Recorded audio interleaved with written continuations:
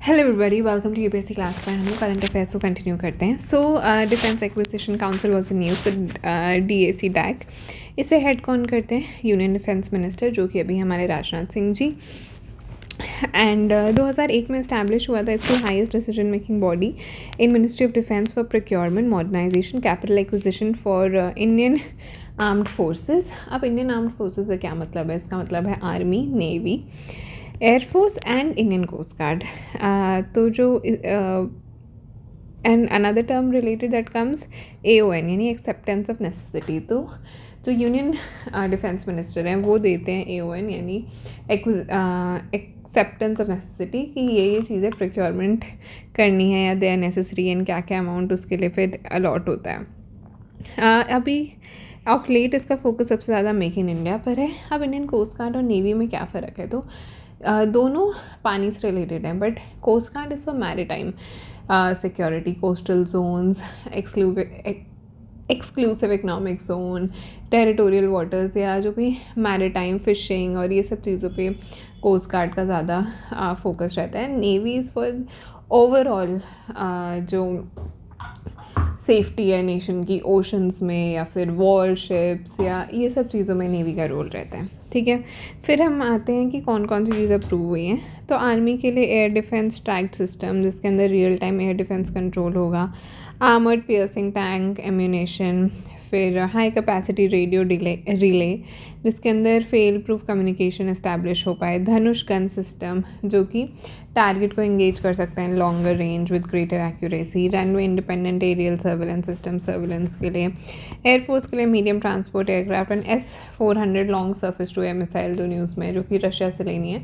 5 squadrons उसके हुए थे, 3 डिलीवर हो चुके हैं, 2 बचे हैं। स्क्वाड्रन का मतलब होता है कि कम से कम 16 व्हीकल्स होते हैं उसके अंदर, एंड पूरा इट्स अ बिग यूनिट। एक स्क्वाड्रन का मतलब ये होता है, it's not one single vehicle, it's a big, एक बड़ी यूनिट होती है उसमें, फिर कि these many batteries and these many things to recharge, और मतलब देयर इज़ अ मिक्स। ठीक है, तो S-400 long surface to air missiles हैं ये। Then remotely piloted strike aircraft, overall of SU-30 aero engine aggregates, ये सब चीज़ें हैं जो कि एयरफोर्स के लिए दी गई हैं। अब जो इंडियन कोस्ट गार्ड है उसके लिए मिला है heavy duty air cushion vehicles, जो कि कोस्टल ऑपरेशंस में हेल्प करेगा। देन अब इंडियन कोस्ट गार्ड वो established later than the navy. Navy तो हमारी 58 से है, कोस्ट गार्ड आया है 78 में। सो ये कभी कभी थोड़ा कन्फ्यूजन हो जाता है।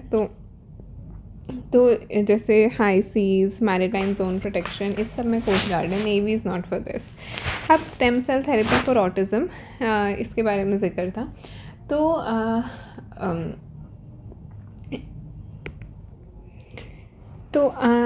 Stem cell therapy for autism, तो अभी जो हमारे नेशनल मेडिकल कमीशन है उसने स्ट्रिक्टली एक एडवाइजरी दी है दैट दिस इज़ इलीगल।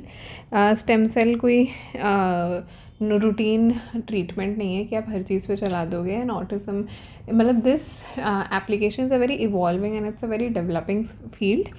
तो इसके अंदर, ऑटिज़म के अंदर इसका यूज़ करना is illegal, and supreme court ने इस पर एक जजमेंट भी दिया था। तो ऑटिज़म क्या एक न्यूरो डेवलपमेंट डिसऑर्डर होता है, एंड बहुत सारे कॉजेज़ हैं इसके, या तो जेनेटिक होता है या फिर टॉक्सिक इन्वायरमेंट जैसे का कुछ एक्सपोजर हो जाए अगर एट बर्थ, या ऐसी सब चीज़ें हैं जिसकी वजह से autism is caused. And stem cell therapy में क्या होता है कि जो हमारे स्टेम सेल्स होते हैं, जैसे इस फोटो में है, जो बोन मैरो से मिलते हैं, तो वो these are specialize set of cells जो कि which can differentiate to form different cells, जो कि रिप्लेस कर सकते हैं डैमेज टिश्यूज़ को, कि nerve cell, heart cell, muscle cell, ये सब, या लिवर सेल हो गया, तो या इंटेस्टाइनल सेल, तो उससे ब्रेन का, हार्ट का, मसल का, इंटेस्टाइन का, लिवर का, सबका ट्रीटमेंट कर सकता है। मतलब इट कैन डिफ्रेंशिएट कि वो इन टिश्यूज़ को रिप्लेस कर दे। तो अभी करेंटली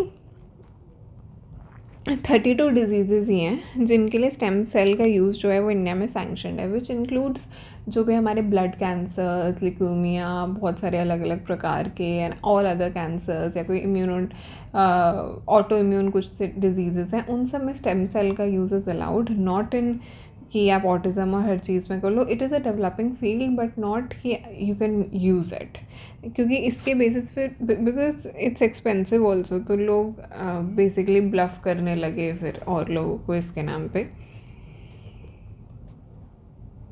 फिर एल ऑल्टो बोलिविया ये सिटी मेंशन थी. एक चीज़ इसके बारे में, that's the highest major city in the world, बस इतना ही. देन आवा ब्रिज जो कि म्यांमार में, तो 2025 में जब अर्थक्वेक्स आए थे यहाँ पे म्यांमार में बहुत स्ट्रॉन्ग, तो दिस ब्रिज कोलैप्स्ड एंड ये काचिन म्यांमार में है. एंड इरावडी रिवर के ऊपर है. इरावडी रिवर का ओरिजिन भी जो है काचिन से होता है and Nmai and Mali rivers के कॉन्फ्लुएंस पे है ये. 2025 का जब अर्थक्वेक था and then this bridge collapse near Mandalay, Sagaing hills and Ava. मतलब इन दो चीज़ों के बीच में ये है. अभी जो आवा ब्रिज है यहाँ पे बुद्धिस्ट वो भी थे, स्टैचूज़ भी थे, वो फिर टूट गए. अब मतलब वो रास्ता एकदम ब्लॉक हो गया था, वो थोड़ा थोड़ा हटने लगा है. That debris is getting remove, तो चीज़ें पता लग रही हैं. तो आवा bridge is in Myanmar, काचिन Irrawaddy river के ऊपर. उड़ान स्कीम का सेकेंड मतलब इसे एक्सटेंड किया गया है. तो उड़े देश का आम नागरिक and RCS regional connectivity scheme. तो ये फाइनेंशियल ईयर 26-27 से 35-36 तक है. डेवलपमेंट ऑफ एरोड्रोम्स, उसके लिए capex and operation and maintenance of aerodromes, helipads का डेवलपमेंट, वाइबिलिटी गैप फंडिंग, मतलब जो प्राइवेट प्लेयर्स को अगर कमी पड़ती है फंडिंग की तो government will support. Then HAL से ध्रुव हेलीकॉप्टर्स, HAL से डॉर्नियर एयरक्राफ्ट ये लिए गए हैं. So these are 2 things. Tier 2 और Tier 3 में रीजनल कनेक्टिविटी बढ़ाने पे सबसे ज़्यादा फोकस है स्कीम का. Okay next. Then ComBrain. ComBrain क्या है? India's first repository of major psychiatric disorders. ये एक ओपन सोर्स डेटाबेस है. ये डेवलप किसने किया है? National Institute of Mental Health and Neuro Science in collaboration with some other institutes. तो ये इन्होंने डेवलप किया, ओपन सोर्स से कर दिया जाएगा. तो इंडिया में जितने भी साइकाट्रिक डिसऑर्डर्स इंडिया का पहला repository of major psychiatric disorders, it's based on Indian patient data.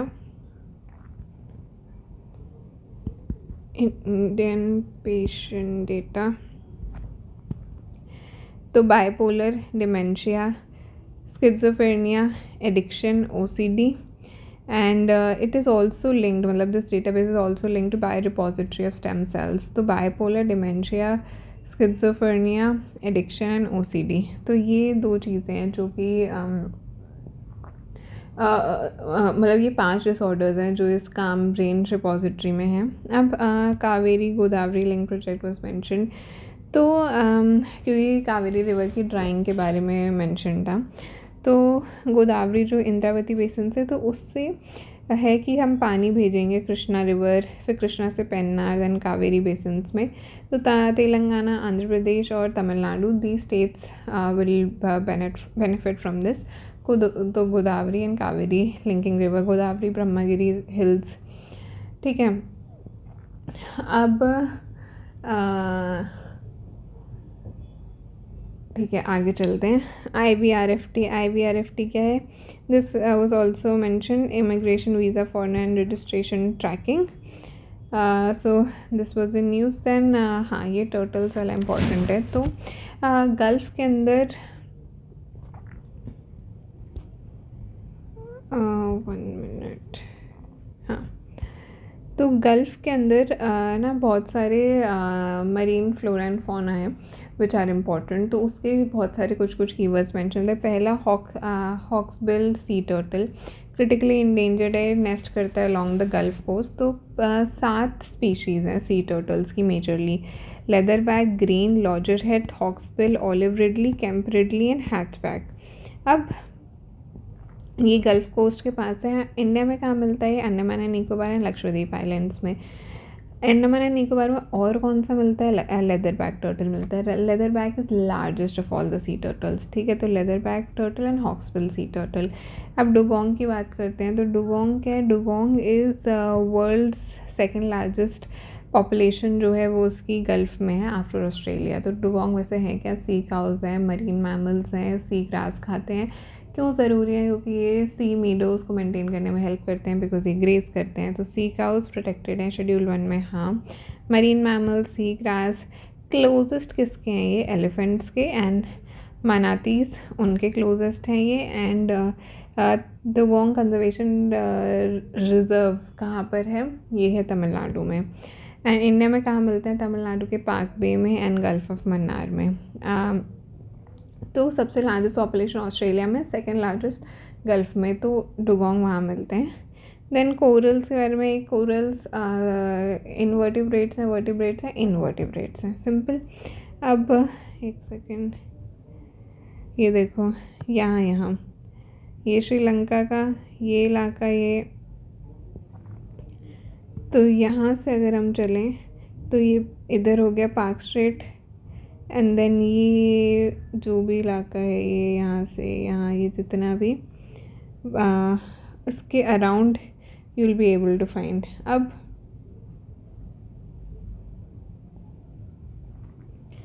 चलते हैं इधर, बसरा पर्ल्स। तो बसरा पर्ल्स क्या है? एक तो it is these are named after a port in Iraq.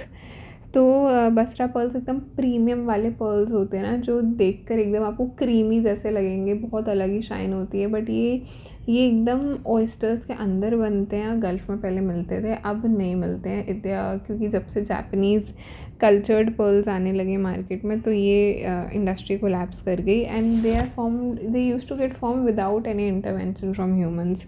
तो बहुत ज़्यादा ही विंटेज अब नहीं मिलते हैं ये। तो बसरा पर्ल्स, तो it's named after a port in Iraq.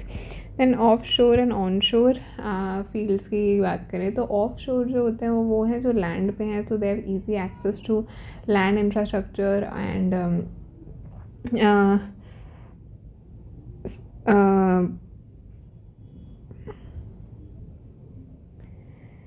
तो जो ऑफ शोर है वो हैं सी में, लार्ज रिजर्वॉयर्स हैं, एक्सपेंसिव हैं, हाईटेक प्लेटफॉर्म्स हैं। लेकिन जो ऑन शोर्स हैं वो टेरेस्ट्रियल डिपॉजिट्स हैं, यानी ऑन लैंड है, लो कॉस्ट प्रोडक्शन होता है because they have easy access to infrastructure.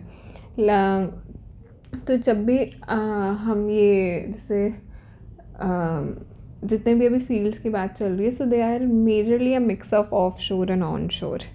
फिर desalination plants were in news, क्योंकि सऊदी में, यूएई में दे आर यूज्ड कि वो ब्रैकिश वाटर से फिर पोर्टेबल पानी बनाते हैं by removing salts and minerals by reverse osmosis, RO या थर्मल डिस्टिलेशन करके। रिवर्स ऑस्मोसिस का जिक्र आया है, तो जब भी हम सीव की बात करते हैं तो